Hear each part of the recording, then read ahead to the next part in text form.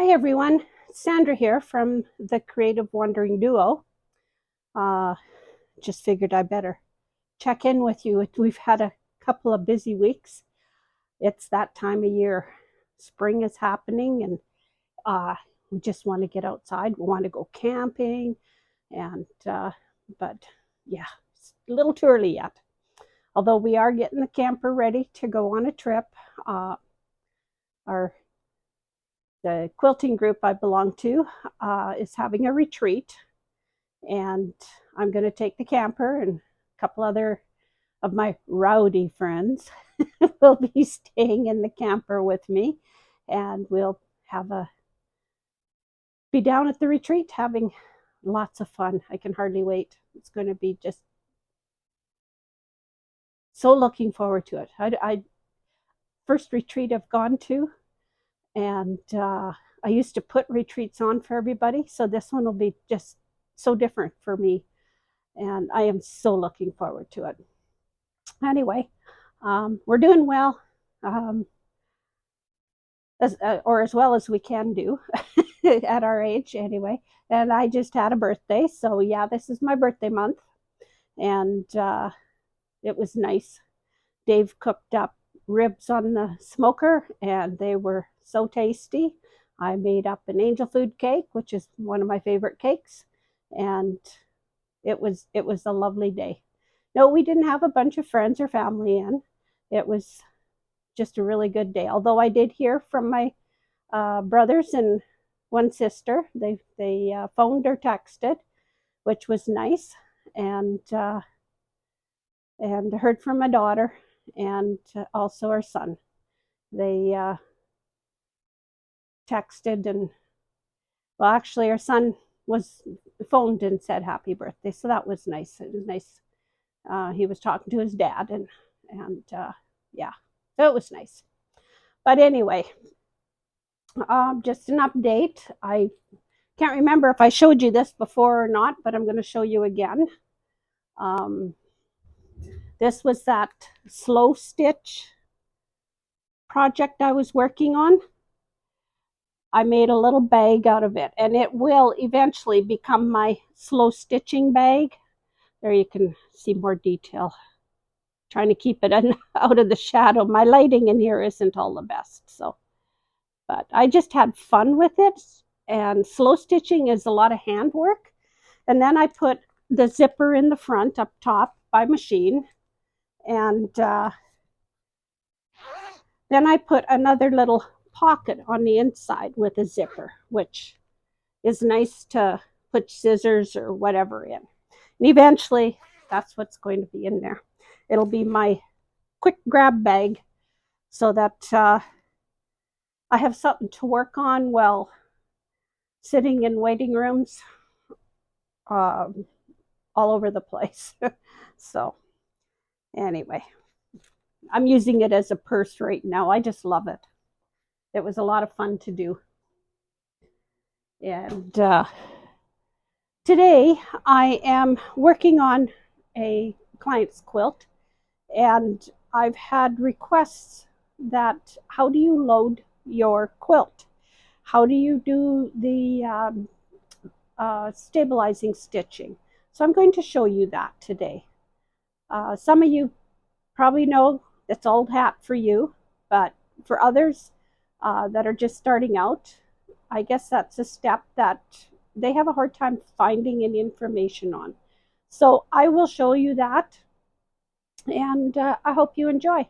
Remember to do the LCSS, like, comment, subscribe, and share. And if you don't know what to put down in the comments, just put LCSS. It helps with our algorithms, and it helps build the channel. And also a big, big welcome to all the new people, new subscribers. Thank you so much for coming aboard. We have almost 700 subscribers, which is amazing.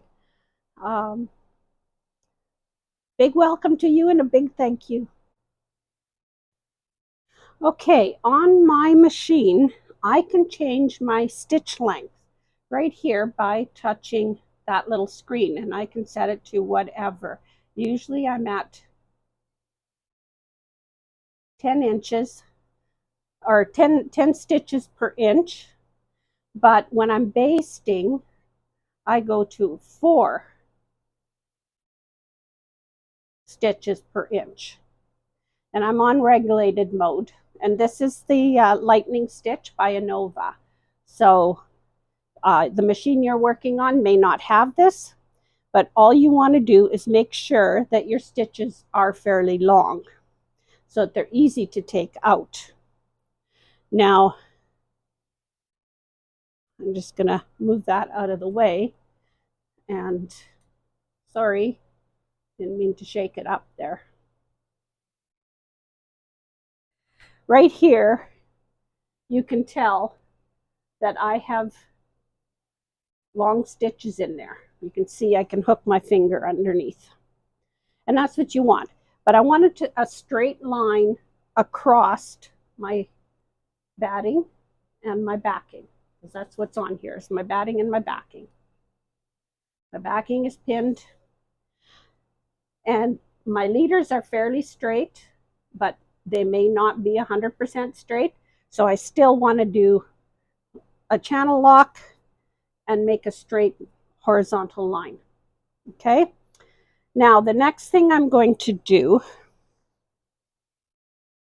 I'll back this out again so you can see more, is I am going to line up the edge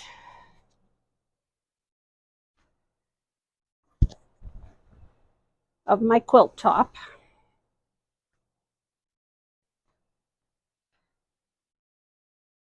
I'll find out which is the long way here.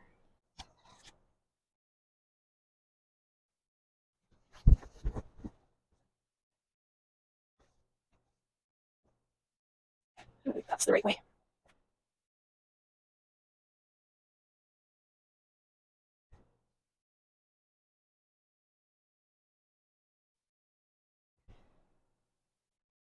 Now what I'm doing here is I'm lining up the edge of my quilt along that stitching line. And when I get that lined up along there, I'm just going to put a pin in the center, approximately in the center here.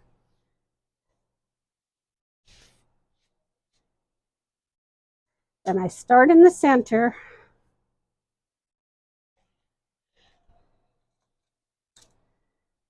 Now I like these wooden sandwich skewers. You can buy them at the dollar store in different shapes.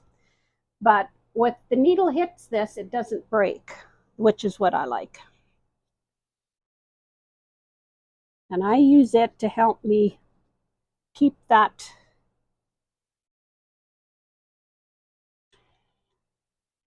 online. This isn't a fast process.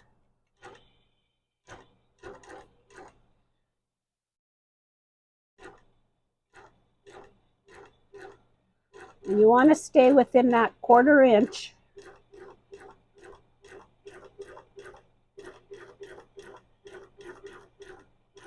And you just want to get this top tacked down.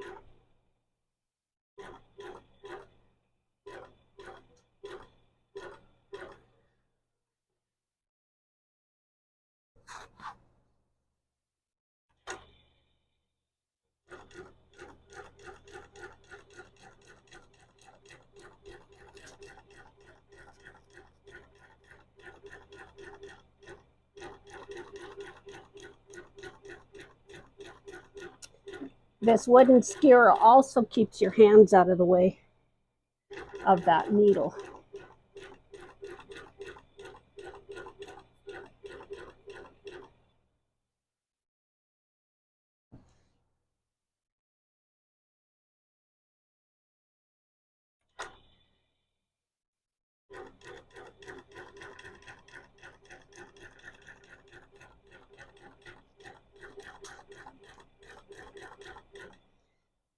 Now when I get to that corner, I want to tack down this side too.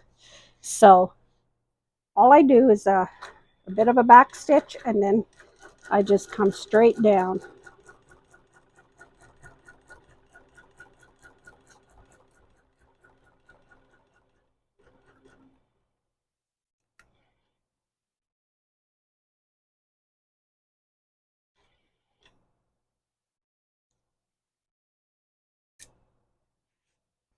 And you do the other side identical.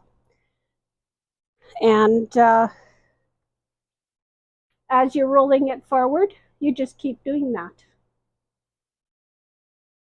You just keep stabilizing your sides, and it'll keep it in place for you.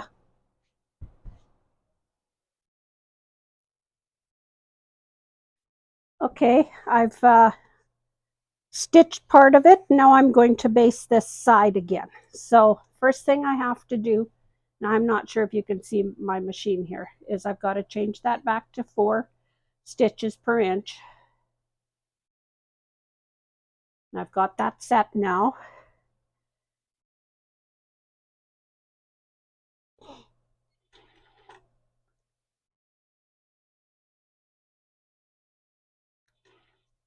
Now, because this is a pieced border, I should have had my customer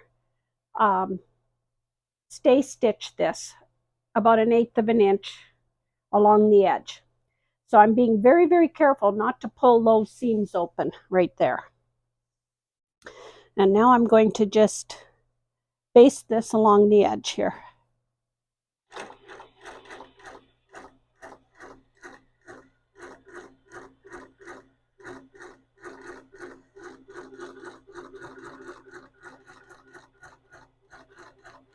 If you've got a bit of a ripple in this border, by pressing down just slightly on the front will help ease that in.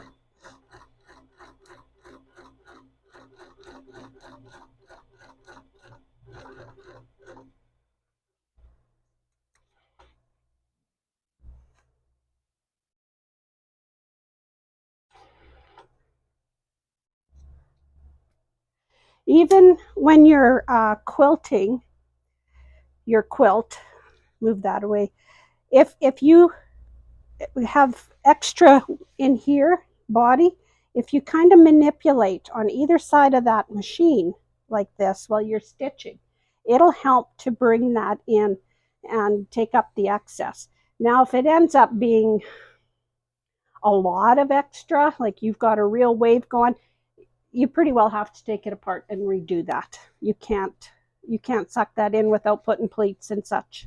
And I've had customers that have said, do what you can, do what you can, and they've ended up with pleats in it. There's nothing you can do other than take it off the machine and redo it. And if they don't want to pay for that, then you don't do that. But if it's your own quilt, do it. It's worth it. It's gonna tell you about, I don't know if you noticed the jewelry I was wearing, but my husband Dave he's been making these copper bracelets, and they've been selling.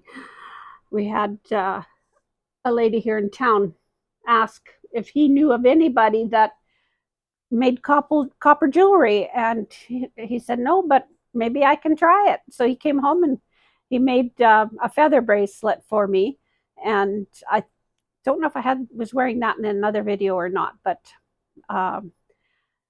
anyway, so he made more of those. They've all sold, and then there was a request for maybe some copper earrings. So he went out yesterday, and I hope you can see that.